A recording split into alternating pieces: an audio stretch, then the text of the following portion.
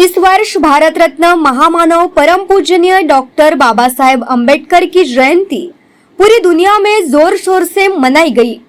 नागपुर में इस दिन की विशेषता को लेकर हर गली कस्बे में डॉक्टर बाबा साहेब अम्बेडकर के चहेतों की ओर से जोरदार सेलिब्रेशन किया गया।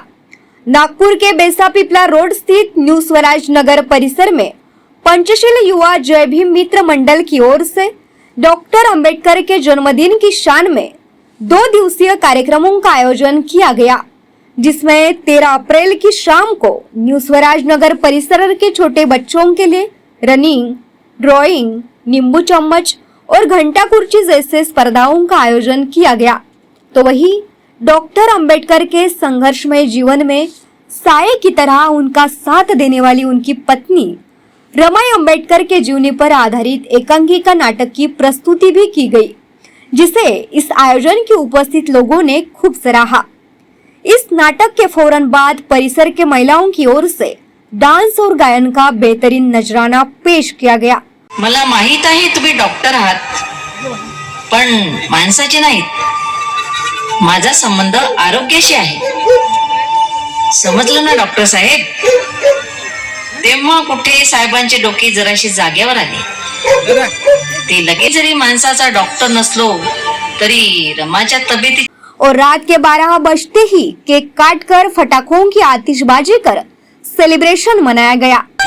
शस्त्राहुनही महान जगती शांती अहिंसेची अनुसरा शिकवणा बुद्धाची, अनुसरा शिकवणा बुद्धाची, अनुसरा शिकवणा बुद्धाची।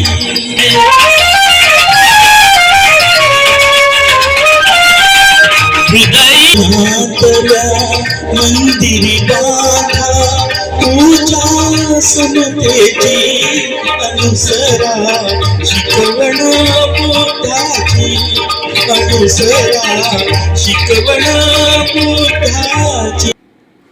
14 अप्रैल की सुबह न्यू स्वराज नगर परिसर में डॉक्टर अंबेडकर की जयंती पर भव्य रैली का आयोजन किया गया। इस रैली में बड़ी तादाद में इलाके में नागरिक शामिल हुए थे।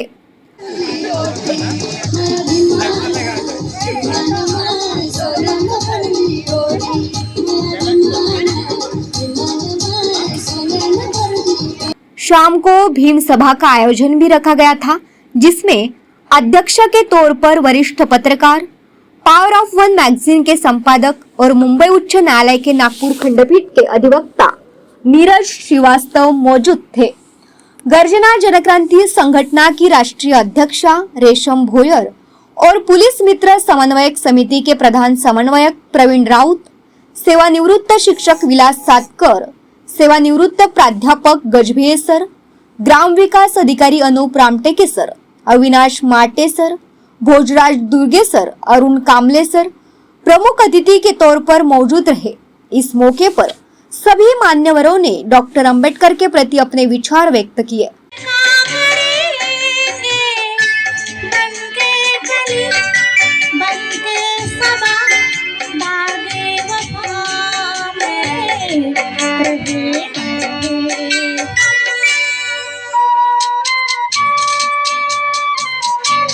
पूज्य बाबा साहब का दिल है संपूर्ण भारत और प्राण है संविधान। एक ग्राम गीता और अद्वितीय संविधान विश्व में मानवता की धरोहर बढ़ाए भारत का सम्मान। सगळ्या संपूर्ण वर्ल्ड मध्ये जगामध्ये या आपल्या भारतीय संविधानाचा मान सम्मान आहे। चलो एक बार तो भी पढ़ के हम करेंगे क्रांति सूर्य को दुआ और सलाम। वही हमारा प्रिय पवित्र भारतीय संविधान, हमारा भारतीय संविधान। तर मित्रांनो, ज्या संविधानामध्ये माणसाचं तर सोडा, पण हे सृष्टीचा बॅलन्स ठेवणारे किडे माकोडे जीव जंतू वृक्ष वल्ली हे जीव आता बघा संबंध बघा कसे आहेत। काही लोक बाबासाहेबांना मर्यादित करण्याचा प्रयत्न करतात की या समाजाचे बाबासाहेब किंवा एवढ्याच लोकांचे बाबासाहेब किंवा यांचंच यांनी भलं केलं। बाबासाहेब जगद्गुरु तुकाराम महाराज असो किंवा कबीर महाराजांना गुरु मानायचे, मग ते त्यांचं तत्व कुठे दिसलं? हेच तुकाराम महाराजांनी किडे माकोडे जीव जंतूला वृक्ष वल्ली आम्हास वगैरे म्हटलेलं आहे। या सगळ्यांच्या सुरक्षेची जबाबदारी बाबासाहेबांनी जैवविविधता कायद्याच्या माध्यमातून संविधानात ती निर्माण केलेली आहे. कबीर महाराजांच्या दोह्यांचा अर्थ तुम्ही जर संविधानातले कायदे वाचले तर तुम्हाला लक्षात येईल की कबीर महाराजांच्या त्या दोह्यातला या संविधानातल्या या कायद्याशी संबंध आहे. छत्रपती शिवाजी महाराजांची ज्या पद्धतीची सिस्टम होती त्या पद्धतीची सिस्टम बाबासाहेबांनी संविधानात लाईन ऑफ ऍक्शन मध्ये व्यवस्थित, मी आधीच सांगितलं की रिझर्व्ह बँक पासून तर आरमारापर्यंत, सुरक्षापर्यंत हे सगळे विषय बाबासाहेबांनी, तर या सगळ्या जगातल्या सगळ्या बाबींचा अभ्यास करून बाबासाहेबांनी हे पवित्र संविधान आपल्या नागरिकाला दिलेलं आहे. ही फार मोठी शक्ती आहे आपल्या देशाची, पण त्या शक्तीचा आपण वापर केला पाहिजे. तर हे जे संविधान नावाचं ग्रंथ बाबासाहेबांनी नागरिकाला अर्पण केलं ते कुठल्या एका पक्ष पार्टीला जाती धर्माला नाही, संपूर्ण देशाला, संपूर्ण 140 करोड नागरिकाला ते अर्पण केलेलं आहे. ती सर्वात मोठी शक्ती आहे. बघा, निस्संदेह भारतीय नागरिकत्व है हमारा स्वाभिमान. निस्संदेह भारतीय नागरिकत्व है हमारा स्वाभिमान. न्याय, समता, स्वातंत्र्य, विधि विधान का पढ़ना है संविधान. ही शक्ती तर देऊन ठेवलेली आहे. जसं आपल्याजवळ औषध आहे, आपल्याजवळ बाकीच्या गोष्टी आहे, व्हिटॅमिनच्या गोष्टी आहे, त्या जर आपण ग्रहण नाही केलं, जेवण आहे, जेवण केलंच नाही तर आपल्याला शक्ती कशी मिळेल?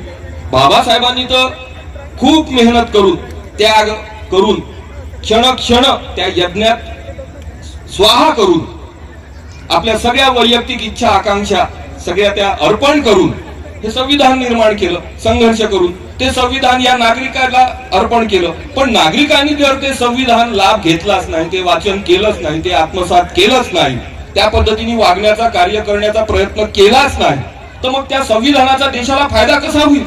जो घटनाएं और उनका जो संदर्भ है वो इतना महान है कि बच्चों को पढ़ना चाहिए. जहाँ तक संविधान का विषय है, देखिए संविधान, ये बात सही है कि ये भारत देश है. जब संविधान लिखा गया था तब इसकी आबादी 60-70 करोड़ के आसपास पहुंची होगी. ये देश इतना विविधता भरा है कि मध्य प्रदेश, उत्तर प्रदेश, राजस्थान, केरल, कर्नाटक, आप ये देखिए कि सब जगह की भौगोलिक स्थिति अलग है, वहाँ का आर्थिक जो व्यवहार है वो अलग है, लोगों के रीति रिवाज अलग हैं, लोगों की धार्मिक मान्यताएं अलग हैं. आप ये सोचो कि इन सारे लोगों को समाहित करते हुए समूचे विश्व के अलग अलग संविधानों का अध्ययन करने के बाद जो निचोड़ सामने आया है, जिसे विश्व के सर्वश्रेष्ठ संविधान का दर्जा मिला. ऐसे महान व्यक्ति जो इतने बौद्धिक थे, जिनका विचार आज, आप, मुझे ऐसा लगता है कि आज भी उनका विचारों की जो प्रासंगिकता हमारे सामने है, ये धीरे धीरे बढ़ेगी. ये जो चेतना बढ़ रही है ना, इसका आपको प्रभाव आने वाले 30 सालों के अंदर दिखाई देगा. और दूसरी बात, यहाँ लड़ाई आरक्षण की नहीं है, यहाँ लड़ाई विचार की नहीं है, यह लड़ाई है मूल बात समानता की, यह लड़ाई है मानवता की. बुद्ध धर्म जो है, मैंने अभी एक आलेख लिखा था कि भारत का इतिहास कुछ नहीं बल्कि बौद्ध धर्म और ब्राह्मणवाद के बीच का संघर्ष है. ये 1956 में दीक्षा भूमि में बाबा साहब ने कहा.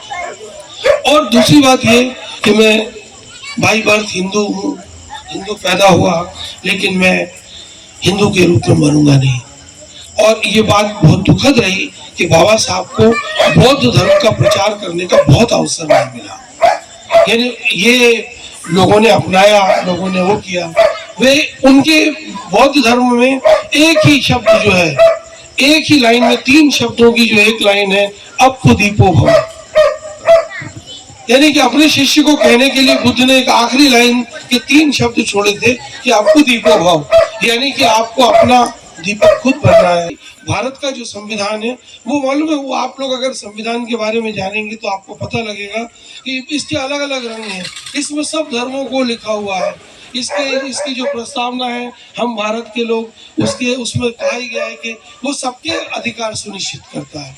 मुझे ऐसा लगता है कि कई बार बच्चों को आप संविधान नहीं पढ़ने को बोलते हैं या नहीं पढ़ सकते वो, लेकिन इस तरह की जो छोटी छोटी पुस्तकें हैं जो संविधान की व्याख्या करती हैं, छोटी छोटी पुस्तकें उन्हें पढ़ाई है, उनको अपने कर्तव्यों का, उनको अपने अधिकारों का ये जो बोध यदि होता है और वो वाकई में समाज में समानता, शिक्षा और आर्थिक आधार पर संपन्नता की बात करते हैं, लोगों से हिल मिल कर रहते हैं।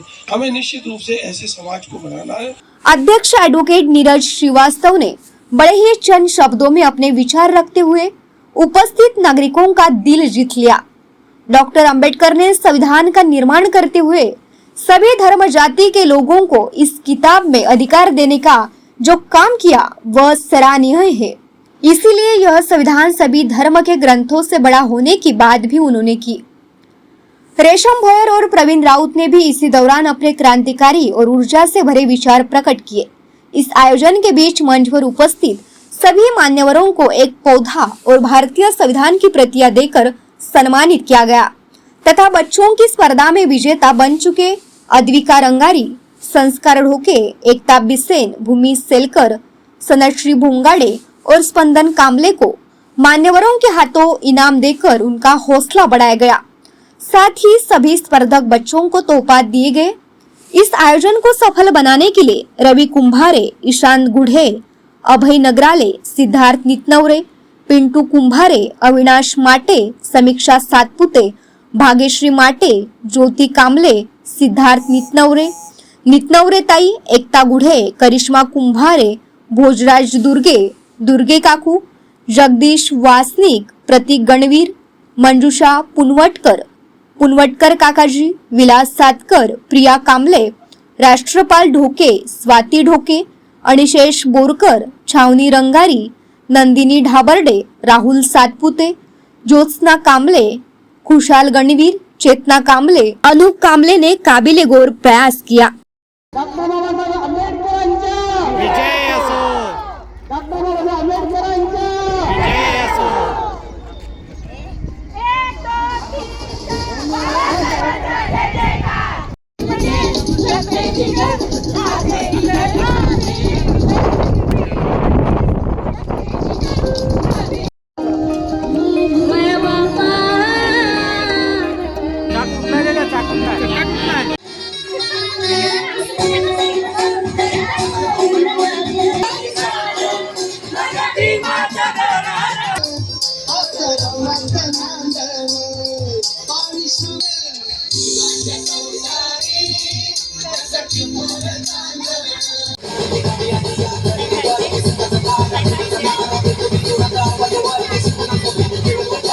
कैमरामैन सचिन के साथ सनी भोंगाड़े, शंखनाथ, न्यूज नागपुर। क्या हुआ बहू? माँ, पाइल्स की बहुत तकलीफ हो रही है। तो तुम गुदरोग सर्जन के पास क्यों नहीं गई? देखो, जैसे हार्ट के लिए हार्ट स्पेशलिस्ट, ब्रेन के लिए ब्रेन स्पेशलिस्ट, तो पाइल्स के लिए पाइल स्पेशलिस्ट क्यों नहीं? स्त्री हो या पुरुष, टॉयलेट में तकलीफ केवल पाइल्स ही नहीं, और भी कई प्रकार के गुदरोग तथा कैंसर भी हो सकता है। इसीलिए इसकी प्रत्यक्ष जांच जरूरी है। ठीक है माँ, पर जांच के लिए हम जाएंगे कहाँ? वही काले आयुर्वेदिक पाइल्स हॉस्पिटल में। लेकिन माँ, प्रेगनेंसी में पाइल्स की दवाइयाँ? प्रेगनेंसी में आयुर्वेदिक दवाइयाँ सुरक्षित होती है। जनहित में जारी काले आयुर्वेदिक पाइल्स हॉस्पिटल, औषधि चिकित्सा तथा सर्जरी ट्रीटमेंट उपलब्ध। हमारा पता उमरेड रोड, दिघौरी बस स्टॉप के पास, नागपुर। अधिक जानकारी के लिए वेबसाइट पर जाएं kalepileshhospital.com।